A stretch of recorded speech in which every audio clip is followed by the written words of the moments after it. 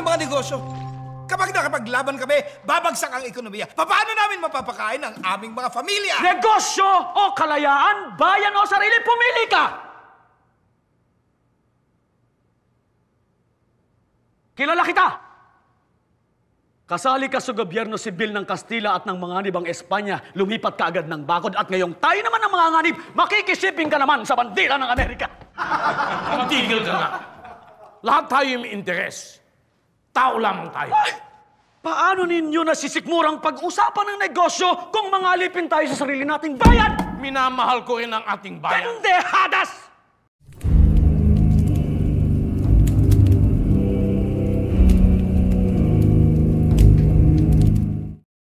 Yun, magandang araw po sa inyo lahat. Welcome po sa panibagong reaction video dito sa Makapili TV.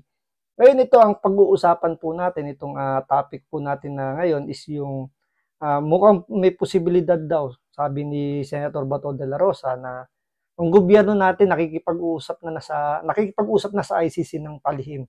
Hindi sinasabi sa publiko yung kanilang pag-uusap ng ICC dahil nakakatanggap na si Senator Bato de la Rosa ng mga impormasyon na ginagapang na nga, 'di ba, ng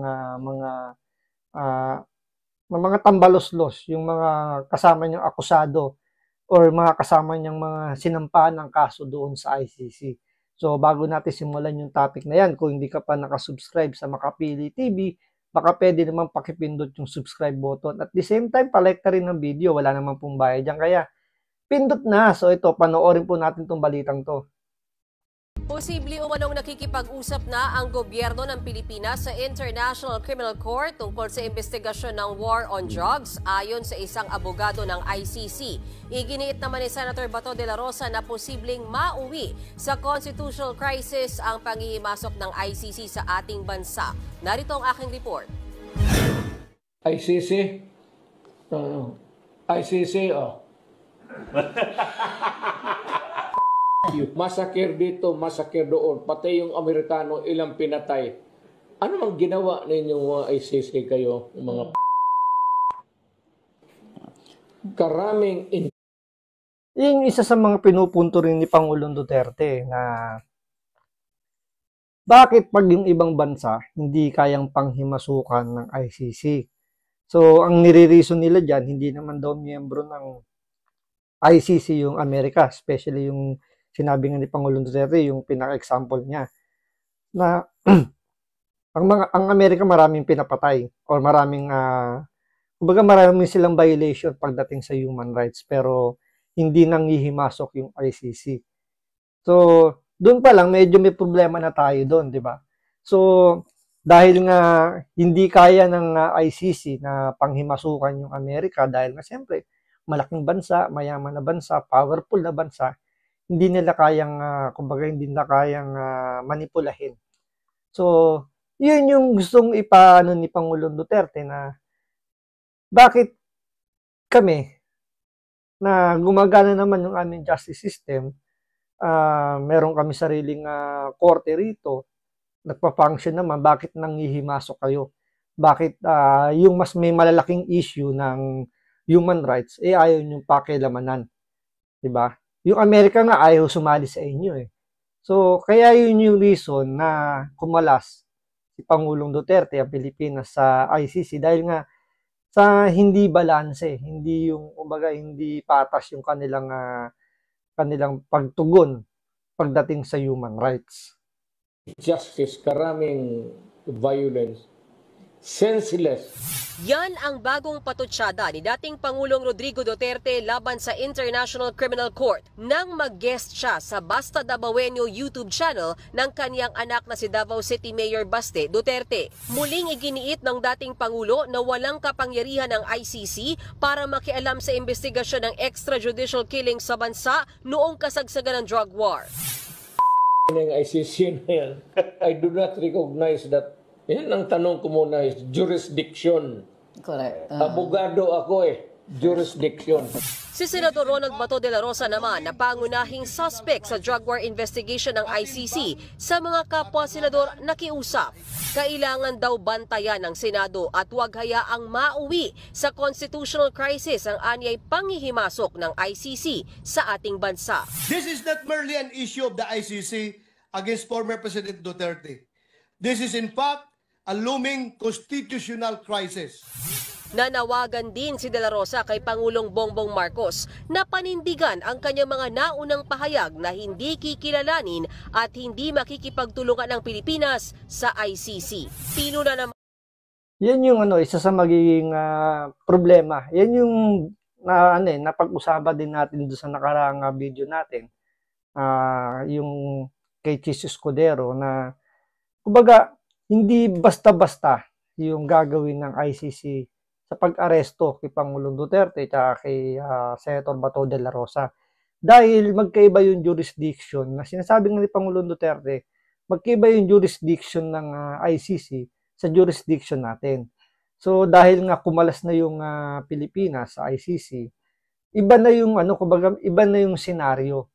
Dahil kung halimbawa ipatutupad ng ICC yung gusto nilang mangyari, masasagasaan naman yung saligang batas natin, yung Supreme Law ng Pilipinas, na yun yung pinakabasihan natin, di ba, yung saligang batas natin, yun yung unang tatamaan. So, hindi naman pwedeng hindi mo i-a-appeal, di ba, yung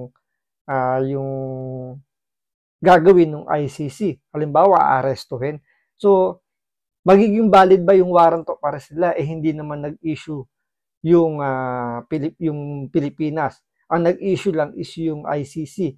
Kung titingnan nyo, kung pag-aaralan nyo ng medyo, usapang hindi abogado. Doon lang muna tayo sa logic lang ng mga simpleng mamamayan, kagaya natin, na hindi naman tayo nag-aral sa batas, pero pagganahin lang natin ating imahinasyon. Mag-i-issue ICC ng warrant of arrest. So, ang unang tanong diyan, paano sila nakapag-issue ng warrant of arrest kung isang version lang yung kanilang napakinggan, which is yung mga nagrereklamo, sila Trillanes, yung mga Dilawan. So, puro side lang nila yung napapakinggan nila. So, paano sila magka-come up ng kanilang resolution, ng kanilang judgment patungkol yan sa kaso na yan kung isang side lang. Kaya nga, 'di ba? Kaya nga yung batas, 'di ba, ng mga logo ng batas is timbangan. So kailangan timbangin mo kung alin ba yung totoo sa mga nagsasabi. So pwedeng sabihin dahil nga hindi nakipag-cooperate yung inirereklamo, is guilty na kagad. So hindi naman yata tama yung ganun. So may reason naman yung mga inireklamo na hindi magpa-interview kasi nga hindi naman re-recognize nila yung ICC. Kasi ang gusto mangyari nila Pangulong Duterte at yung ibang mga akusado dun sa inireklamo nila Trillanes, dito magsampa ng kaso sa Pilipinas. 'Di ba? So kung dito pa lang walang nakapile na kaso, anong basehan ng kasong isinampa nila sa ICC? Diba? Ang reason lang naman nila dyan, bakit hindi nila sinampa yung kaso rito sa Pilipinas? Kasi kapag yan, umusad na, or sabi natin, nag-proceed, nagdire-diretso yung kaso, hindi na yan pwedeng pag-usapan eh.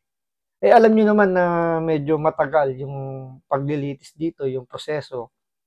So, hindi nila pwedeng pag-usapan, hindi nila pwedeng babahiran, hindi nila magagamit yun as black propaganda, o hindi nila magamit yun na pwedeng paninira sa mga Duterte kasi bawal ng pag-usapan kapag nakasampa na yung kaso sa korte.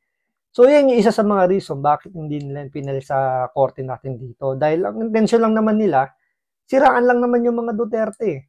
Siraan lang naman yung naging war on drugs ng nila Pangulong Duterte. Palalabasin nila na masama yung nangyari. Pero tanungin mo muna, di ba? Gusto nila ng ng demokrasya, gusto nila yung parang majority decision. Ganun yung mangyayari. Ba't hindi sila magpa-survey? Hindi sila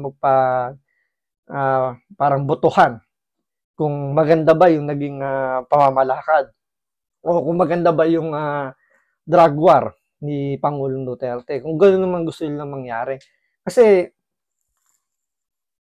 kung titingnan nyo naman, naging balanse naman yung naging war on drugs si Pangulong Duterte, di ba? May mga nakulong naman na pulis, di ba? Dahil nga hindi sila sumunod dun sa protocol, dun sa pag-implement ng Oplan Tukhang.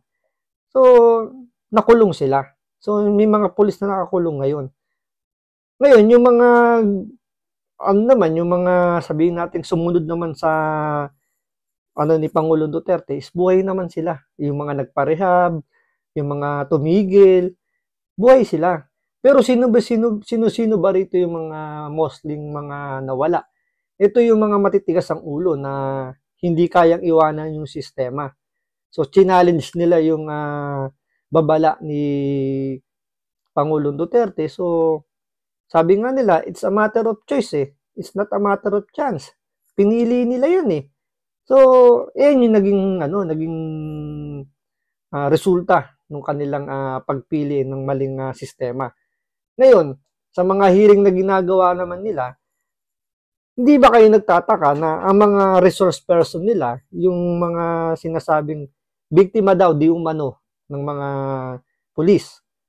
Pero kung pakikinggan nyo yung mga statement, may mga statement doon na ang ganito ang kwento, lalo na isa sa mga napanood kong hearing dyan sa EJK na yan, ang sabi nung pamilya, nung isa sa mga namatay doon, pinasok daw yung bahay nila ng mga armadong lalaki at pinagbabaril daw yung asawa niya.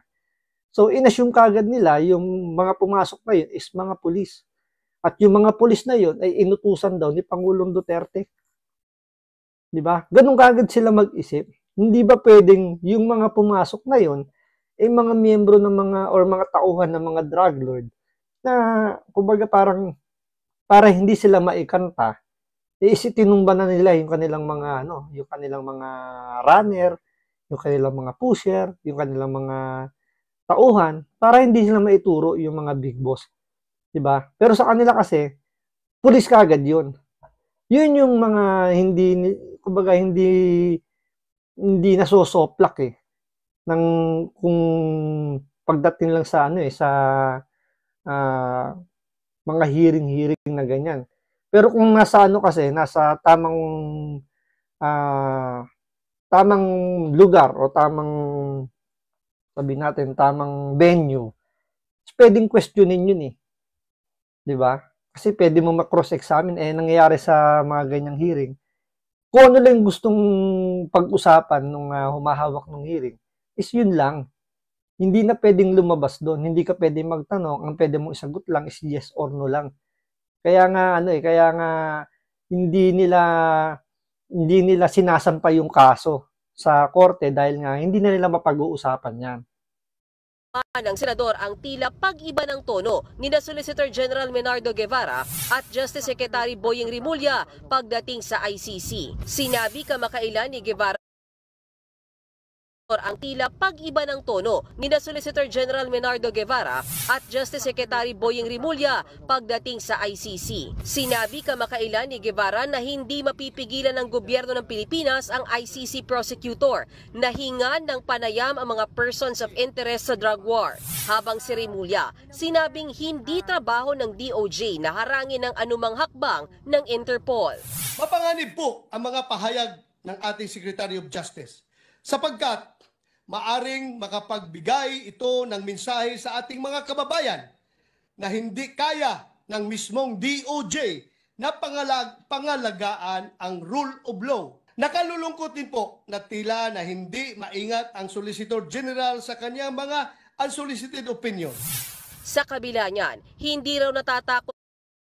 Totoo naman di ba? Na naman yung kumbaga malinaw naman yung statement ni Pangulong Bongbong Marcos na hindi makikipagtulungan yung Pilipinas, particular yung kanyang administrasyon sa ICC. Pero yung mga tao niya, iba yung pananaw. So mahirap bang, parang ang hirap bang intindihin na hindi nga makikipagtulungan pero sa mga statement ni particular ni Boying Rimulya na kumbaga parang natatakot siyang ano, hindi natin alam kung natatakot ba siya o opinion niya lang yung kanyang sinasabi. Pero malinaw naman yung sinabi ni Bongbong Marcos na hindi makikipagtulungan. So mada- mahirap bang sabihin para sa DOJ yung sinabi ni Pangulong Bongbong Marcos? Sabihin lang na naman niya, 'di ba, na as per the President's statement, hindi po makikipagtulungan ng Pilipinas sa ICC. 'Di ba? Ganun lang naman eh. Pwede mo namang imuso si Bongbong Marcos dahil yun naman talaga statement niya eh. So siya yung boss mo. Kung ano yung sinabi niya, sundin mo. Eh ang lumalabas dito mukhang sabagay pinababayaan lang din naman ni Bongbong Marcos na magsalita yung kanyang mga tao. So parang wala siyang control. Kumbaga hindi rin niya mapagsabihan yung mga in-appoint niya. Kumbaga may kanya-kanya silang diskarte. So kaya andyan yung pangamba lagi ni Senator Bato de la Rosa na mukha talaga nakikipag-usap yung gobyerno natin ng palihim. Nang hindi alam siguro ni Bongbong Marcos, ang nakikipag-usap lang ay ang mga itong sila Boying Rimulya, sila Soljan Guevara. So sila lang yung nakikipag-usap at ang Pangulo natin walang kaalam-alam. So ginagawang parang nagmumukhang tanga, parang gano'n. Nagmumukhang tanga ng dalawa dahil sila kinakausap nila yung ICC tapos hindi nila ini-inform yung presidente tungkol sa kung ano man yung nangyayari. So, yun yung isa sa mga posibilidad na nangyayari or nai-inform nila si Bongbong Marcos at yun yung nila, yun yung kumbaga yun yung direktiba niya o yun yung utos niya sa dalawa na ito yung babanggitin. So, dahil tahimik naman si Bongbong Marcos na hindi naman niya kinu-confirm or wala naman siyang reaksyon dun sa mga pinagsasabi ng mga tao niya, malaki yung posibilidad na totoo yung sinasabi ni Senator Bato de la Rosa na mukhang palihim nga na kumikilos yung gobyerno natin at talagang may plano sila na talaga ilaglag yung mga Duterte. Si De La Rosa na harapin ang mga reklamo laban sa kanya. Pero sa Korte ng Pilipinas lang daw siya haharap. Naiintindihan naman daw ni ICC Assistant to Counsel Attorney Cristina Conti ang himutok ni Senador Bato. Lalo't mahalaga raw ang kanyang naging papel sa kasagsagan ng drug war. I see him as well as someone who is most responsible for the killings. At kung meron man na, kumbaga, pinaka-masisisi tungkol sa patayan, of course, there would be President Duterte. Pero paano niya magagawa yon? Sa pamamagitan ng pulis at yan ay sa pamamagitan ni Senator De La Rosa. Di ba? Tingnan niyo yung statement nitong abogado na to na dahil doon sa war on drugs ni Pangulong Duterte, sa kanila, guilty na kagad yung dalawa na sila yung pinaka-mastermind. Hindi nila iniisip yung gobyerno natin. Sabi nga ni Pangulong Duterte, malapit na tayong maging narco-politics na pinatatakbo na tayo ng droga, ng mga drug lord. Balikan nyo lang yung panahon ni Pinoy eh. Totoo ba na laganap ang droga sa bansa natin? Doon pa lang tanungin nyo na yung sarili nyo, nung panahon ba na yun, laganap na ba yung droga sa atin? Totoo ba na bumabaha ang bentahan ng droga sa atin, yung halos parang candy na lang na binibili sa tindahan? 'Di ba? Nawala yan nung panahon ni Pangulong Duterte. Ang tanong, nagustuhan ba na nakararami yung ginawa niya? Yes. Naging safe ba yung panahon ni Pangulong Duterte na nakakakita pa ba kayo ng mga addict na pakalat-kalat sa lansangan? Yes. So, mas gusto nyo ba yung mga tumataob dyan, yung mga salot ng lipunan o yung mga inosente? Di ba? Panoorin nyo yung nagiging balita ngayon. Ano mas maraming nagiging biktima? Mga inosente. Sino yung mga suspect? Yun, yung mga kriminal na gumagamit ng illegal na droga. Yan yung mga pinoprotektahan. Yan yung ayaw nilang mabiolate yung karapatan ng mga kriminal na yan. Mas gusto nila na ang mga nakahandusay dyan yung mga inosente. So, ayaw na ayaw nila na makakita sila ng mga kriminal na nakahandusay sa kalsada. So, nilalabag yung karapatan ng mga yun, yung ayaw nila. Mas parang gusto nila ang mga nakahandusay dyan, yung mga nabibiktima, mga inosente. Di ba? Nakakalungkot na imbis na magpasalamat tayo kay Pangulong Duterte dahil kahit paano sa loob ng 6 na taon, napababa niya or naging sabihin natin, nakatikim tayo ng kampante na walang mangyaring hindi maganda sa kalsada paggabi na dahil yung mga adik nagtatago na. Hindi na sila pakalat-kalat. Ngayon, yung mga adik, ayan, pakalat-kalat na, naka-riding in tandem, kung sino-sino na lang yung mga binibiktima, dahil ramdam nila protektado sila ng gobyerno ngayon dahil nga bloodless. Kailangan sila ang pakikiusapan na sumuko na, pakiusapan na wag nang gumawa ng hindi maganda. Ngayon, choices na ngayon ng mga kriminal kung susundin nila yung pakiusap ng gobyerno natin na sumuko na. Dahil alam nila na hindi sila pwedeng saktan, hindi pwedeng i-violate yung karapatan nila dahil ramdam nila na protektado sila ngayon dahil may mga gantong klaseng abogado, may gantong klaseng institusyon na pinoprotektahan yung kanilang karapatan at yung karapatan ng mga inosente ay binabaliwala. So maraming salamat sa panonood. Ingat po kayo lagi. God bless.